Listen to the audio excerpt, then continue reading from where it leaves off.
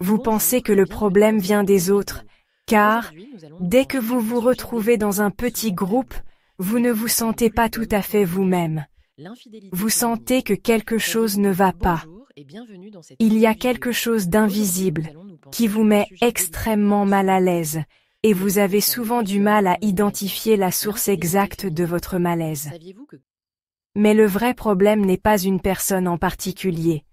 Le problème, c'est la structure, la dynamique de groupe, qui émerge inévitablement. Car, dès que vous mettez des êtres humains ensemble, un certain mécanisme se met en place. Et, si vous ne faites pas attention, vous risquez de devenir un simple pion sur un échiquier. Je ne parle pas d'un système mondial, occulte ou géopolitique. Je parle de votre groupe d'amis, de votre équipe de travail, de votre famille bien intentionnée, de votre cercle de méditation du jeudi soir, de vos compagnons de voyage, de cette retraite de yoga à Bali, de votre propre famille. Que vous le vouliez ou non, tous les groupes finissent par reproduire les mêmes dynamiques. Les rôles s'établissent subtilement, et chaque personne devient un rouage dans un équilibre systémique qu'elle ne peut contrôler individuellement. Chaque individu a une fonction spécifique et contribue à maintenir l'équilibre du système au détriment de l'équilibre individuel de chaque membre du groupe. Peu importe que vous soyez écrasé par cette machine. Par exemple, il y a la personne empathique et gentille, qui absorbe tout et devient le tampon émotionnel. Les personnalités rebelles, qui sont symboliquement sacrifiées.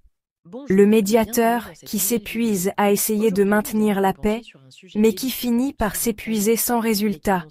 Le sage qui se tait et finit par s'isoler.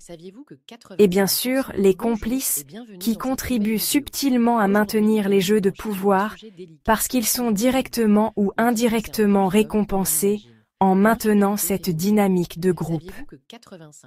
Nous sommes tous tombés dans ce piège, à un moment ou à un autre.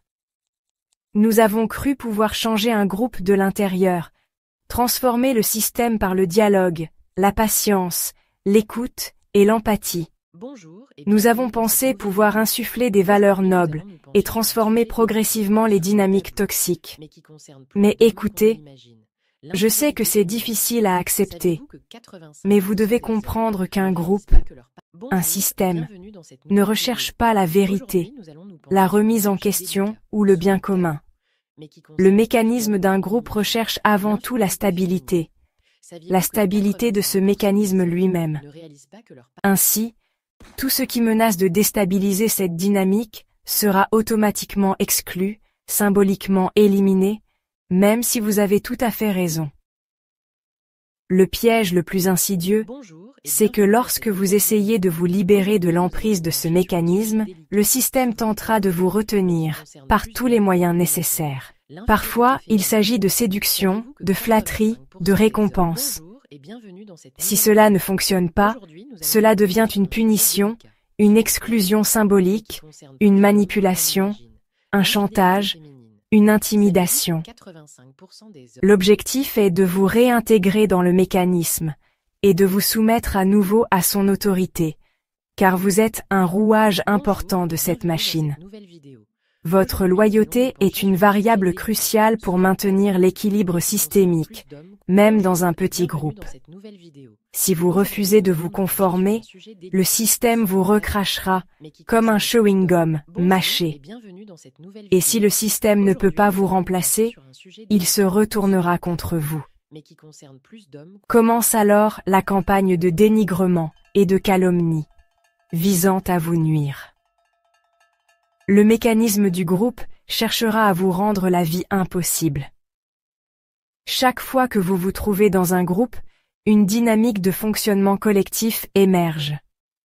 Cela est indépendant de votre volonté individuelle, et que cela vous plaise ou non, cela a été démontré depuis la nuit des temps. Les groupes fonctionnent selon l'instinct grégaire. Ils effacent toute pensée et initiative individuelle si elles ne s'alignent pas sur la mécanique collective. Un système fonctionne selon le principe de l'autorégulation sociale, et cette autorégulation exige l'obéissance et la loyauté à des principes souvent implicites, arbitraires, injustes, souvent présentés comme des valeurs morales ou des principes vertueux. Mais en réalité, cette loyauté n'est rien d'autre qu'un ensemble d'exigences unilatérales, de la part de ceux qui détiennent le pouvoir dans le groupe, même de manière subtile. Cela permet au système de s'autoréguler. Pour comprendre à quel point cette autorégulation peut devenir absurde, brutale et parfaitement déshumanisante, il suffit d'observer ce qu'on appelle le théorème du singe. Un groupe, une règle implicite, une punition collective. Vous placez des chimpanzés dans une pièce, avec une échelle au centre et une banane au sommet. Mais chaque fois qu'un singe essaie de grimper pour attraper la banane, de l'eau froide est versée sur tout le groupe. Rapidement, les chimpanzés apprennent leur leçon et commencent à s'autoréguler. Chaque fois qu'un singe s'approche de l'échelle, les autres l'attaquent pour éviter la punition collective. Ensuite, vous éteignez la douche froide. Étrangement, le comportement de punition collective persiste. Ensuite, vous remplacez un singe par un nouveau. Évidemment, il essaie de grimper pour attraper la banane, mais il est rapidement battu par les autres. Ce qui est amusant, c'est qu'il commence lui aussi à frapper les autres singes, dès que quelqu'un s'approche de l'échelle, sans jamais comprendre pourquoi. Vous remplacez ensuite progressivement tous les singes jusqu'à ce qu'aucun d'entre eux n'ait jamais connu la douche froide initiale, mais seulement la punition collective. Pourtant, si un singe tente de s'approcher de l'échelle pour attraper la banane, il est puni. Personne ne sait pourquoi, mais tous les membres savent implicitement qu'il ne faut pas y toucher. Si quelqu'un y touche, il doit être sanctionné. Ce principe apparaît également dans la dynamique des groupes humains. Non. Les humains ne sont pas plus libres que les chimpanzés. Ils sont simplement mieux conditionnés. Ils savent fabriquer des récits, raconter des histoires, créer du sens. Le principe est simple, un groupe, une règle, une punition collective. Très vite, plus personne ne remet rien en question. C'est l'autorégulation sociale, et cela fonctionne parfaitement. Comme l'a souligné Gustave Le Bon dans son ouvrage « Psychologie des foules », dès que vous entrez dans une foule, vous perdez votre esprit critique. Vous devenez perméable, instinctif et obéissant. C'est l'autodissolution dans le collectif. Le plus pervers, c'est que cela se produit généralement sans que personne ne dise un mot. Personne ne vous dit clairement que vous n'avez pas le droit de dire ou de faire quelque chose de manière formelle et sans ambiguïté, mais l'atmosphère vous le fait comprendre indirectement. Il n'est pas nécessaire qu'un leader autoritaire impose des règles formelles, strictes et rigides. L'ensemble du groupe devient le gardien de l'ordre, un ordre qui n'est plus imposé par la force, mais par insinuation. Parfois, il n'y a pas de sanction clairement formulée, mais elle est implicite, intrinsèquement ancrée dans notre fonctionnement. Comme l'a dit Michel Foucault, nous n'avons même plus besoin de punir. Il suffit que chaque personne devienne l'agent volontaire de sa propre servitude. Ajoutez à cela la peur d'être exclu, et vous obtenez un mécanisme implacable, un groupe qui vous écrase sans jamais lever le petit doigt. C'est le théâtre collectif, avec ses rôles absurdes et ses personnages intrigants. La personne gentille et étouffante, le médiateur épuisé, le rebelle sacrifié, le sage dissocié, le bouc émissaire systémique et, bien sûr, les complices passifs-agressifs qui jouent un rôle crucial dans le maintien de cette dynamique dysfonctionnelle. Parce que je sais que vous voulez échapper à cette dynamique, j'ai décidé de créer quelque chose. J'ai pris ces rôles, je les ai étudiés et analysés minutieusement, Puis, je les ai transformés en portraits au profil absurde, hilarant et caustique. Une galerie de personnages inspirés de ce théâtre social. Un spécimen par jour directement dans votre boîte mail. 5 au total. Ce n'est pas pour me moquer, même si c'est drôle et que je suis sûre que vous allez rire, mais pour dédramatiser, pour y voir plus clair. Si vous souhaitez recevoir cette série, le lien est indiqué juste en dessous de la vidéo. Je vous promets une chose, vous ne verrez plus jamais vos groupes sociaux de la même manière.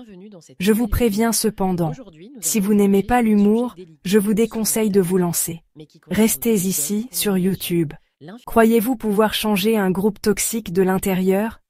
Qu'il suffit d'expliquer, de justifier, d'élever le débat, de montrer les contradictions, de faire preuve de logique et d'esprit critique? C'est une illusion entretenue par votre propre noblesse intérieure, et cela vous coûte cher, car un système, qu'il s'agisse d'un petit groupe d'amis, d'une organisation, d'une entreprise ou d'une famille, n'est pas seulement la somme des individus qui le composent. C'est une structure dotée d'un véritable mécanisme de fonctionnement et d'une certaine force d'inertie. Contre cette force, vos efforts sont vains. Vous allez simplement vous épuiser sans produire de réel impact. Vous voulez vous battre? D'accord, très bien. Mais contre quoi exactement? Contre les autres? Non. Ils sont eux aussi pris au piège. Contre les règles? Non. Elles ne sont même pas écrites officiellement. Contre l'injustice? Non. Vous ne pouvez pas. Car elle est bien dissimulée sous une pseudo-moralité collective. Vous vous épuiserez à essayer de convaincre ceux qui ne veulent pas écouter, qui ne veulent pas entendre. Vous vous épuiserez à essayer de réveiller ceux qui dorment les yeux ouverts. Si vous pensez que c'est du courage, vous vous trompez. C'est du déni. Car vous refusez de reconnaître que la structure n'a pas été conçue pour évoluer, mais pour se maintenir. Cela me rappelle la pensée de Bourdieu, lorsqu'il expliquait que ceux qui occupent des positions dominantes au sein d'un système social n'ont aucun intérêt réel à transformer les règles du jeu, car ces mêmes règles leur permettent de dominer. À l'inverse, ceux qui veulent changer le système de l'intérieur sont en position dominée et ne disposent pas des ressources nécessaires pour le faire. C'est ce qu'il appelle le conservatisme structurel des dominants. Ils défendront le système parce qu'il leur donne leur position. Alors, quelle est la solution? Eh bien, la solution est de s'échapper si vous le pouvez.